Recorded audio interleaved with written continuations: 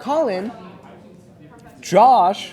so tell me, did you ask out the girl you're talking to yet? No, not yet. And honestly, dude, I kinda need some help. Okay, well, you can start by telling me her name first. Her name is Coco. That's a pretty name. I know. She says she was named after an ancestor or something. I don't know. Okay, well, before we get into this, let's get to the intro first.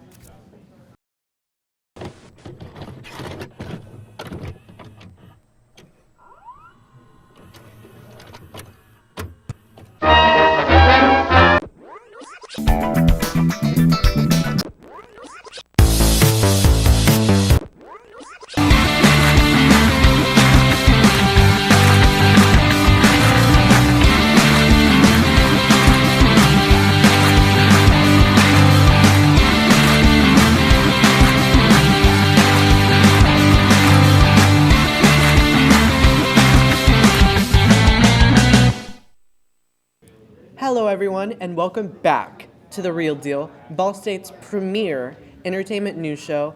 I'm your host, Josh Pavlovsky. And I'm Collin Marth. So, how do you want to ask her out? Through a text? Well, that's the best way to do it. All the girlies love texting. Okay, so tell me, what should I say? Well, get your phone out first and write exactly what I say down. Got it. Okay, write this down. My dear beloved, my feelings have grown stronger for you, and I think about you often, especially in the shower. Well, once a week when I take them. Okay. Are you sure that I should say that, though? Yeah, silly. Girls love honesty. Okay, well, what's next? When I see roses, I think of you, even though it's winter and all the roses are dead. Whoa, that's a bit dark, don't you think? No, she flattered. If you say so. My thoughts are a bit empty right now, so let me think during this next segment. Hello everyone, I hope you're all doing well today. My name is Jeremiah Cottrell, your anime meister, and I have an interesting anime recommendation for you. So sit back and give your order to the waitress as we dive into Akiba Maid War. So, this anime is amazing. That's all you really need to know. So, review over, let's go back to the main show. Okay, Obviously, I'm joking, of course, but me saying that this show is amazing is simply an understatement. So let's start with the opening scene. This scene is definitely the most important in the entire 12 episodes, since we revisit it and expand on its importance. But this scene does set the tone for the show, in that it's not going to be sunshine, happiness, and rainbows. This show is going to be dark, and there's going to be a lot of blood. But you might be asking yourself, why is this scene so important? It's due to best girl of the show, Ronko Manin. So, when I first saw her, I immediately fell in love with her. But what really cemented my love for her was the gunfight in episode 1, in which she takes on like 25 people by herself. She is the character that this story definitely revolves around. We actually learn late in the show that Ronko was an orphan living on the streets. So one day she was found by a lady that was head of a very lucrative maid cafe, who incidentally is the maid that gets shot in the opening scene. See, I told you that scene was important. So, Ronko grew up in this maid cafe and learned the tricks of the trade. She wasn't very good, but she did do her best. So after her mother is shot, she goes on a rampage and ends up in jail for about 20 years. So throughout the show, you see her go from this emotionless person that is someone that is closed off to someone that openly cries when her friends are hurt. And I'm going to be honest, I loved it. And when she found love in episode 10, I couldn't help but root for her. Now, this all comes to a head when in episode 11, because, spoiler alert, she gets shot at the very end. And for me, I just simply dislike this, to put it mildly. After everything she went through, this is where her life comes to, being shot in the back by a coward. Now, I wasn't the only one who hated this. Naogumi Wahira also felt very angry. Now, Naogumi is always someone who looked on the bright side of things, and no matter how hard life got, she tried to put on a brave face. Even when her friend dies in episode 6, she cried and left the cafe for a bit, but she came back with a smile. To her, that's what being a maid is supposed to be and how they're supposed to act. Then episode 11 came, and that's really what broke the camel's back. She stopped caring and became reckless. The character that broke up multiple fights and gave speeches telling people that are trying to murder each other that, that's really stupid. It's the same character that without hesitation shoots another maid and is egged on others while she's getting beaten up. The same character that wanted nothing more in life than to be a maid is the same one threatening a bystander's life. Now, to be honest with you, I was in the same boat. Throughout episode 12, I just wanted revenge for Ronco. And then it hit me. This was freaking intentional. You're supposed to feel mad, angry, and spiteful, but you're also supposed to forgive those people. Now, if you haven't noticed, the cycle of hatred is the running theme in this show, and I fell victim to it. And it is only during the end credits scene in episode 12 that I understood I shouldn't have gotten so mad. So, should you watch Akiba Maid War? Absolutely yes. There's some great action sequences and a lot of characters that I just can't talk about because we'll be here all night. So go watch it. It's only 12 episodes. But that is all I have for you for this week. My name is Jeremiah Joel, your Anime Meister, and I'll see you in the next one. Bye-bye. Okay, what next? Okay. You make my heart beat so fast that I'm shaking and puking and maybe about to die. That's kind of gross. Just listen. When I see you've messaged me, I cry very loud in public. You know what? I'll go with that. Say this next. You make me sleepless at night, which sucks because I love sleeping. Yikes. True, though, I guess. With that, I ask that you go on a date at the fine dining establishment known as Waffle House this Friday at 2 p.m. I heard that they have the best waffles and wonderful entertainment. I'll pick you up. TTYLXOX, Collin. But, I mean, I like pancakes. Well, now you don't. IHOP is so last year. What's IHOP? I don't know, but I'll hop into this next segment. Hi, I'm Jayden. Hey guys, welcome to Jayden's Culture Club. Sorry, Keeona, I copied your intro. Anyway, today I want to tell you you have to watch Korean TV shows on Netflix. If you have a Netflix account but you don't know what you want to watch it, then you found the right person. It is going to be a good recommendation for you. First, the TV show is My Name. Oh, not My Name, Jayden. The title of the show is My Name. This TV show received a 100% rating by Rotten Tomatoes. The genre of the TV show is crime, suspense, and thriller. She is a gang spy and she becomes a police officer because she wants to find the truth of her father's death and avenge for him. I will not talk about Squid Game because you already know the show and I believe most people have already watched it. Do you like romance and comedy TV shows? I knew it. I found one for you. The title of the show is Crash Landing on You. South Korean airless was paragliding and accidentally crash landed into North Korea. She was rescued by a North Korean soldier. He is handsome and an elite captain of the army.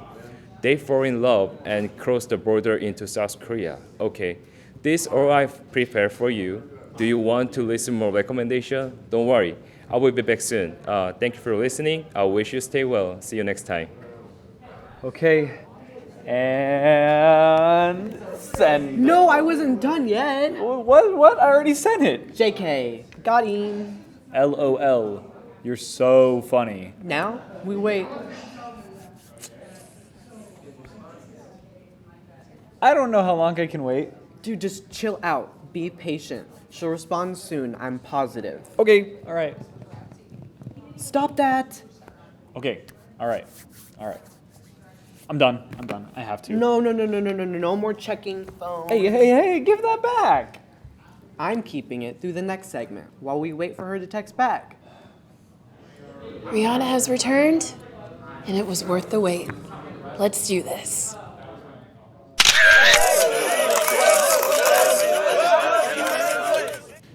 Hey guys, welcome back to Keeona's Culture Crave. Well guys, wasn't Sunday night one for the books? On today's menu, I'm talking all about Super Bowl 57, from the game to the halftime show. Now, I have watched a lot of Super Bowls in my day, but I feel like this one had a lot of history around it. like Patrick Mahomes and Jalen Hurts being the first black quarterbacks to head a Super Bowl game, or how Travis and Jason Kelsey being the first brother duo to go head-to-head on opposing teams, or having the first all-female pilots fly over the stadium during Chris Stapleton's beautiful rendition of the national anthem. You didn't think about that, huh? Now, the game ended with an impressive score of 38-35, with the Chiefs winning their third Super Bowl title. Don't worry, I'm not bitter. But now, let's get to the star of the night, Miss Bad Girl Riri. That's right, the star returned to the stage for the first time in 7 years to perform at the Apple Music Super Bowl halftime show.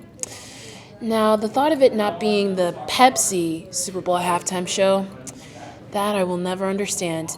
But the superstar looked amazing in red, performing all the classics that we all love, like We Found Love, Where Have You Been, and Diamonds, just to name a few. Now, she did say she was bringing a surprise guest, and man, wasn't it a surprise. Her unborn second child. Yep, you heard it here, folks. Rihanna's rep confirmed the news earlier this week that she and her partner, rapper A$AP Rocky, are expecting their second child together after welcoming their baby boy last May. And let's just say when the news broke, Twitter was abuzz and broken down. I was questioning and trying to figure out if it was true or not. I was happy and the memes were spreading like wildfire. It was a lot. Yeah, people, she knows how to make us talk and go crazy. In a good way. Well, that's all I have on the menu for today. But I want to know your guys' thoughts about the Super Bowl. Did you guys enjoy the game? Are you happy with the champions? What did you think of Riri's halftime show? Are you excited about baby number 2? When will she release new music and that long-awaited album? Well, that's more of my question, but do you guys think that she will? You guys let me know, and I will see you guys next time for another plate of pop culture on Keeona's Culture Crave. Bye, guys. Okay, now give it back to me. You promise you'll be good? Pinky. Okay, here. You promise not to do that. I couldn't help myself. Well, you can. Okay, I am done now. Good. Let's hope I get a response after these final words, I guess. Hey, Collin Marith alongside you once again for my final words and stuff. I'm not feeling up to it right now. I got some really bad news about 2 hours ago, so I'm not going to be that charismatic. But I am going to talk about something really funny that happened about 30 minutes ago. My brother gave me a call before we started filming, and he said that his ancestry DNA results came back, and we are over 60% British, and him and I are both really mad about it. Just for a lot of reasons. So I have to deal with that. That's a heavy burden on my chest now. Not going to talk like a Brit. Not happy to be one. Worst day ever for so many reasons right now. But apart from that, Ant-Man, the new one, Quantumania or whatever I can't say a bad word, whatever they're calling it now, sounds like it's getting really bad reviews, which I think is really good news because I am so done with the MCU. I think they've gone in a direction that is stupid and irreversible, and I'm just sick of everything because they just keep piling out the same garbage over and over again. So to hear that this movie is going down, maybe the MCU will finally be over. I'm so done with it. So maybe something good came out of today, but love you guys. Thanks for watching all that stuff. Colin Marth signing off, whatever. We're halfway through the month of February now, and there has been quite a few collaborations that have dropped. The first being Boy's a Liar Part 2 by Pink Pantheress featuring Ice Spice. I love this song. It is super light-hearted, but not at the same time, and the video is really stunning, and it has absolutely blown up all over TikTok. It is all over my For You page. And Lizzo also dropped another collaboration with SZA. It is actually on the title track from her album Special. It's pretty much the same song, but you get a little bit of SZA's cursive singing. that I do love. And the final collaboration that I'm going to talk about this week is Dove Cameron's first like mainstream collaboration with Khalid, which is We Go Down Together.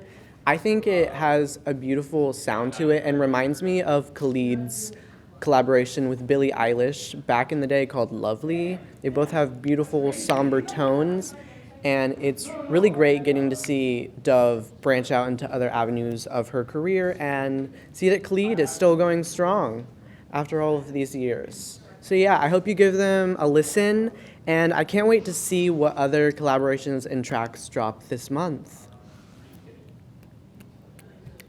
As always, thanks for watching. If you want to see anything else from us here at The Real Deal, be sure to check us out on Instagram, Facebook, Twitter, website, and now TikTok for all things entertainment. I'm Josh Pavlovsky. And I'm Collin Marth. We have 5 things now.